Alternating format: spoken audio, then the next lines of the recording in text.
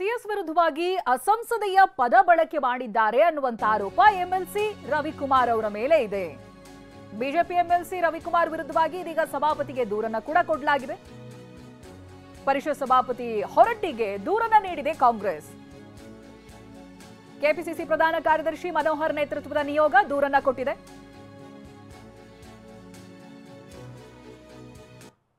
BJP MLC Ravikumar ಮತ್ತೆ ವಿವಾದವನ್ನ ಮೈಮೇಲೆಳೆದುಕೊಂಡಿದ್ದಾರೆ. ಈ ಹಿಂದೆ ಕಲಬುರಗಿ ಡಿಸಿ ಬಗ್ಗೆ ಮಾತನಾಡಿ ಕೋರ್ಟ್ ಮೆಟ್ಟಿಲೇರಿದ್ರು. ಇದೀಗ ಸರ್ಕಾರದ ಮುಖ್ಯ ಕಾರ್ಯದರ್ಶಿ ಬಗ್ಗೆ ಅವಹೇಳನಕಾರಿಯಾಗಿ ಮಾತನಾಡಿದ್ದಾರೆ ಅನ್ನುವಂತ ಆರೋಪ ಕೇಳಿಬಂದಿದೆ.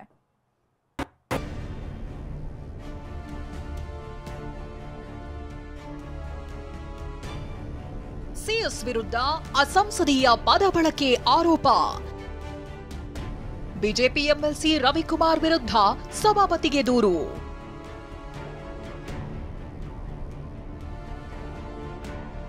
ಮಾತು ಆಡಿದ್ರೆ ಹೋಯ್ತು, ಮುತ್ತು ಒಡೆದ್ರೆ ಹೋಯ್ತು ಅನ್ನೋ ಮಾತು ರವಿಕುಮಾರ್ಗೆ ಗೊತ್ತೇ ಇಲ್ಲ ಅನ್ಸುತ್ತೆ. ರವಿಕುಮಾರ್ ವಿರುದ್ಧ ಮತ್ತೊಮ್ಮೆ ಅಧಿಕಾರಿಯ ವಿರುದ್ಧ ನಾಲಗೆ ಹರಿಬಿಟ್ಟ ಆರೋಪ ಕೇಳಿ ಬಂದಿದೆ. ಸರ್ಕಾರದ ಮುಖ್ಯ ಕಾರ್ಯದರ್ಶಿ ಶಾಲಿನಿ ರಜನೀಶ್ ವಿರುದ್ಧ ರವಿಕುಮಾರ್ ಅವಹೇಳನಕಾರಿಯಾಗಿ ಮಾತನಾಡಿದ್ದಾರೆ ಅಂತ ಆರೋಪಿಸಿ ಪರಿಷತ್ ಸಭಾಪತಿಗೆ ಕಾಂಗ್ರೆಸ್ ದೂರು ನೀಡಿದೆ. ಕೆಪಿಸಿಸಿ ಪ್ರಧಾನ ಕಾರ್ಯದರ್ಶಿ ಮನೋಹರ್ ನೇತೃತ್ವದ ನಿಯೋಗ ಸಭಾಪತಿ ಬಸವರಾಜ ಹೊರಟ್ಟಿಗೆ ಮನವಿ ಸಲ್ಲಿಸಿದೆ.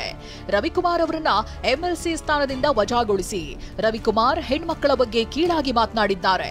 ಈ ಹಿಂದೆಯೂ ಜಿಲ್ಲಾಧಿಕಾರಿಗಳ ವಿರುದ್ಧವೂ ಇದೇ ರೀತಿ ಮಾತನಾಡಿದ್ರು ಅಂತ ಆರೋಪಿಸಿದ್ದಾರೆ.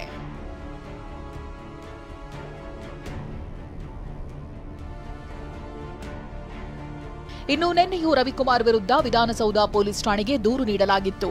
ಬಿಜೆಪಿಯವರಿಗೆ ಮಾನ ಮರ್ಯಾದೆ ಇದ್ರೆ ರವಿಕುಮಾರ್ನನ್ನ ಅಮಾನತು ಮಾಡಬೇಕು. ಬೆಂಗಳೂರಿನಲ್ಲಿ ಕೆಪಿಸಿಸಿ ಪ್ರಧಾನ ಕಾರ್ಯದರ್ಶಿ ಮನೋಹರ್ ಆಗ್ರಹಿಸಿದ್ರು. ಅವರು ಬಳಸಿರ್ತಕ್ಕಂಥ ಪದ ಇವತ್ತು ಮಹಿಳಾ ಸಮಾಜಕ್ಕೆ, ಅದು ಸರ್ಕಾರದ ಉನ್ನತ ಹುದ್ದೆಯಲ್ಲಿರ್ತಕ್ಕಂಥ ಮಹಿಳೆಯರನ್ನ ಅಪಮಾನ ಮಾಡಿದ್ದಾರೆ. ಅವ್ರು ಬಳಸಿರ್ತಕ್ಕಂಥ ಪದನ ನನ್ನ ಮಾಧ್ಯಮದ ಮುಂದೆ ಹೇಳಲಿಕ್ಕಾಗಲ್ಲ. ಅವ್ರು ಏನೇನು ಪದ ಬಳಸಿದ್ರೆ ಆ ಪದನೆಲ್ಲ ದಾಖಲೆ ಸಮೇತ ಇವತ್ತು ನಾವು ಪೊಲೀಸ್ ಠಾಣೆಗೆ ನೀಡಿದ್ದೀವಿ. ಕೂಡಲೇ ಅವ್ರ ವಿರುದ್ಧ ಕ್ರಮ ಕೈಗೊಳ್ಳಬೇಕಂತ. ಆದರೆ ರವಿಕುಮಾರ್ ಅವ್ರ ಸಂಸ್ಕೃತಿ, ಬಿಜೆಪಿಯ ಸಂಸ್ಕೃತಿ ಏನಂತ ಪದೇ ಪದೇ ಬಹಿರಂಗ ಆಗ್ತಾ ಇದೆ. ನಿಜವಾಗ್ಲೂ ಏನಾದರೂ ಬಿಜೆಪಿ ಕಿಂಚಿತ್ ಕಾಳಜಿದ್ರೆ ಕೂಡಲೇ ರವಿಕುಮಾರ್ನ ಪಕ್ಷದಿಂದ ಅಮಾನತ್ ಮಾಡಬೇಕು. ಅವ್ರನ್ನ ಪಕ್ಷದಿಂದ ವಜಾ ಮಾಡಿ ಅವ್ರನ್ನೇ ಕರ್ಕೊಂಡ್ಬಂದು ಅವರೇ ನೇರವಾಗಿ ಪೊಲೀಸ್ ಅವ್ರ ಮುಂದೆ ಸರೆಂಡರ್ ಮಾಡಬೇಕು. ಬಿಜೆಪಿಯವರಿಗೂ ಮಾನ ಮರ್ಯಾದೆ ಇದ್ರೆ, ಅವ್ರಿಗೆ ಮಾನ ಮರ್ಯಾದೆ ಇಲ್ಲ ಅನ್ನತಕ್ಕಂಥ ಸಾಬೀತಿದ್ರೆ ರವಿಕುಮಾರ್ ಹೇಳಿಕೆಯನ್ನು ಸಮರ್ಥಿಸಬೇಕು. ಹಾಗಾದ್ರೆ ರವಿಕುಮಾರ್ ಎಲ್ಲಿ, ಯಾವಾಗ, ಏನ್ ಹೇಳಿದ್ರು ಅನ್ನೋದನ್ನೇ ತೋರಿಸ್ತೀವಿ ನೋಡಿ. ಸರ್ಕಾರದ ಮುಖ್ಯ ಕಾರ್ಯದರ್ಶಿ ಶಾಲಿನಿ ರಜನೀಶ್ ವಿರುದ್ಧ ರವಿಕುಮಾರ್ ಅಸಂಸದೀಯ ಪದ ಬಳಕೆ ಮಾಡಿದ್ದಾರೆ ಅಂತ ಕಾಂಗ್ರೆಸ್ ಆರೋಪಿಸಿದೆ. ಅಷ್ಟಕ್ಕೂ ಆಗಿದ್ದೇನೆಂದ್ರೆ ಜೂನ್ 30ರಂದು ಪ್ರತಿಭಟನೆ ವೇಳೆ ರವಿಕುಮಾರ್ ನಿಂದನೆ ಮಾಡಿದ್ದಾರಂತೆ. ಪ್ರತಿಭಟನೆ ಬಳಿಕ ಸಿಎಸ್ಗೆ ದೂರು ಕೊಡಲು ಬಿಜೆಪಿ ನಿಯೋಗ ಹೋಗಿತ್ತು. ಈ ವೇಳೆ ಬಿಜೆಪಿ ನಿಯೋಗಕ್ಕೆ ಶಾಲಿನಿ ರಜನೀಶ್ ಸಿಗಲಿಲ್ಲ. ಶಾಲಿನಿ ರಜನೀಶ್ ಸಿಗದೇ ಇದ್ದಾಗ ಅಸಭ್ಯ ಪದ ಬಳಕೆ ಮಾಡಿದ್ದಾರೆ ಎನ್ನಲಾಗಿದೆ.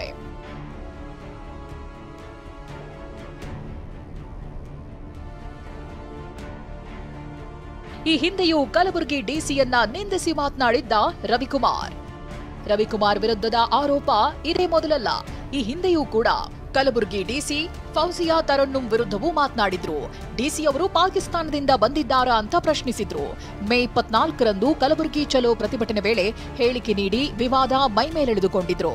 ಈ ಸಂಬಂಧ ಕಲಬುರಗಿ ಸ್ಟೇಷನ್ ಬಜಾರ್ ಠಾಣೆಯಲ್ಲಿ ರವಿಕುಮಾರ್ ವಿರುದ್ಧ ಅಟ್ರಾಸಿಟಿ ಕೇಸ್ ಆಗಿತ್ತು. ಈ ಪ್ರಕರಣ ಹೈಕೋರ್ಟ್ ಮೆಟ್ಟಿಲೇರಿತ್ತು.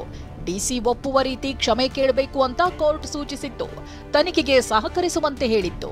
ಬಳಿಕ ರವಿಕುಮಾರ್ ವಿಚಾರಣೆ ಎದುರಿಸಿದ್ರು.